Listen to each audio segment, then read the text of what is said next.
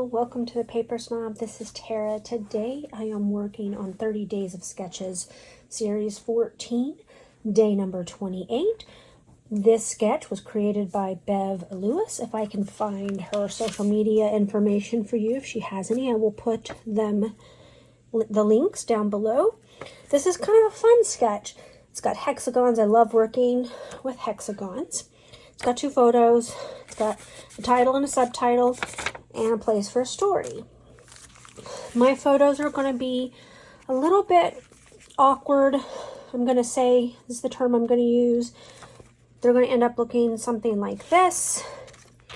The story behind these photos is I lovingly planted my beautiful container garden. You saw a video of me doing a layout with a frog in this container garden recently, and this is the watering trough that we bought at Tractor Supply store to put my garden in, and that's where the frog was. Well, our dog decided that he needed to go digging in my garden.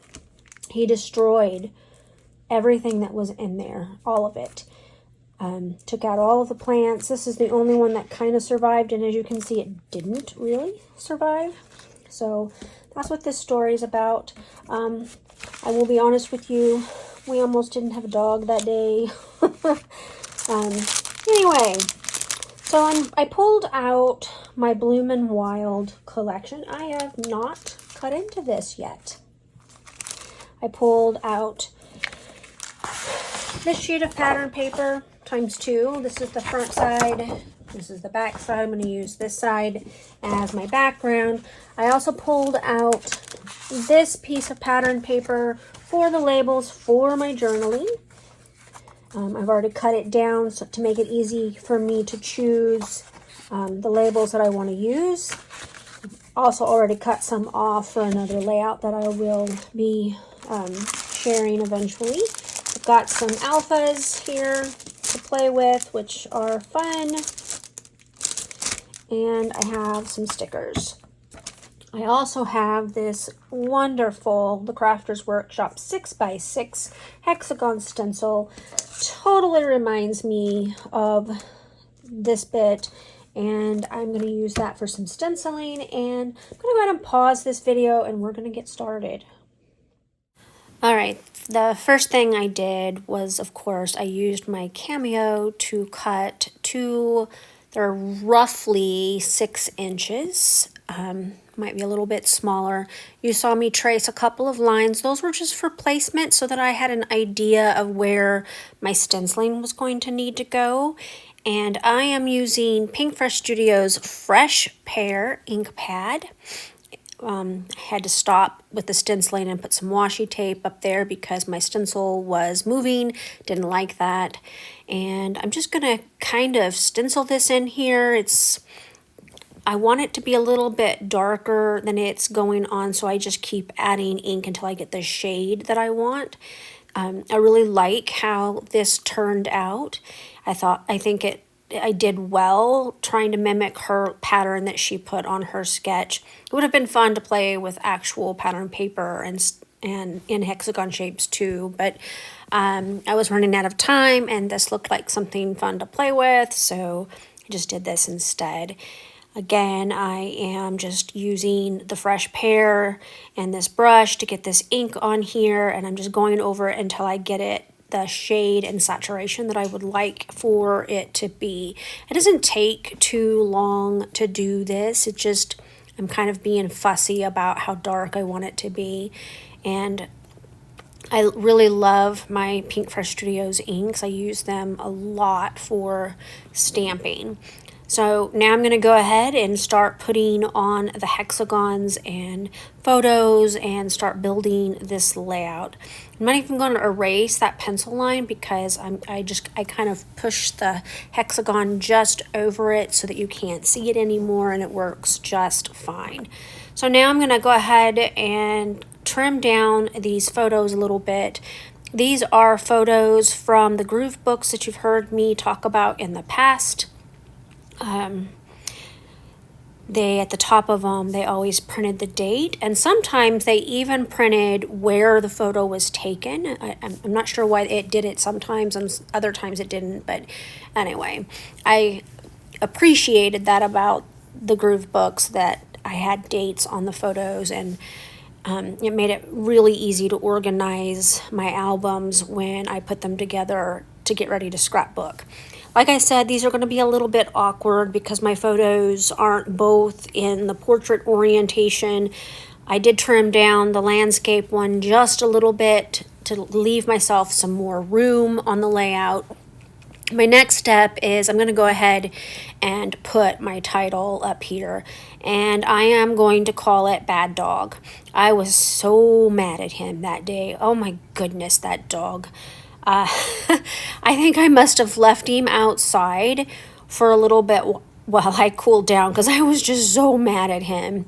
He was just about a year old at this point, and I guess the fresh soil smelled like poop, and everybody knows how dogs feel about poop, and so he thought that was an absolute invitation to destroy it. I mean, you could see that he took great pride in digging out every single plant that I put in that container garden. Oh my goodness. Like I said, I was pretty mad at him. Anyway, we did fix it, and I'll probably do some more layouts in a few days showing how it got fixed. The funny story about it is when I started doing this garden, my husband told me he wanted no part of it. He wasn't going to help me. He wasn't going to do anything with it. Well, when his doggo decided to destroy it, he is the one who went to Lowe's and built me a fence to go around the garden so that it would be safe from him in the future. And there will be a layout about that because I took pictures of him. He might be glaring at me in these photos a little bit, but I think if he knew what was best for him, he was going to fix it so that I could go ahead and replant everything. I had to buy new plants. I don't even know what he did with the plants. They were gone. It's like he ate them or something. He might have. There were tomato plants and I think pepper plants in there. The white container, I believe, had a squash plant in it. I know the following year I had even more containers, and I did sweet potatoes and regular potatoes. But anyway, I am kind of a hobby gardener. I don't do a whole lot of it. If you follow me on Facebook, you know that last year when I planted my tomato plants, they were huge, and my tomatoes, many of them were bigger than the palm of my hand. Like I had one so big that I couldn't almost bend my fingers around it when I was holding it. Anyway, I added the holographic silver stickers on here, the hearts, and I'm not going to be adding a whole lot on here, but I know that I will change my mind about a couple of things. I put that border sticker down at the bottom. At this point, I was kind of having trouble with the lack of color. So this is where I decide that my layout it was missing something. So I'm going to take this, I think those are 2 by 2 inch squares on this piece of pattern paper. It's from the same collection. And I'm going to use that to back the rest of, or the layout that you've seen me work on so far. What I do is I take off a 1/2 inch from 2 sides. Normally I would take a 1/4 of an inch from all 4 sides, but because of where everything fell on the layout, I actually only had 2 sides that I could pull from, so I only did it top and side. So I like doing this sort of thing because it pulls in all of the colors from the collection. It is a really good way to use those papers. Yes, I know I can cut them apart and I can make some really cute designs with them. And I have another sheet of that, so I can still do that if I would like. But honestly, what I wanted here was to pull in some more colors to this layout. It felt bare to me, and I needed to fix that. So now I'm just kind of adding some liquid adhesive in various places. I have discovered that these cardstock stickers do not stick very well, so I do have to put liquid adhesive behind everything. The next step I'm going to do is I'm going to do some pen stitching.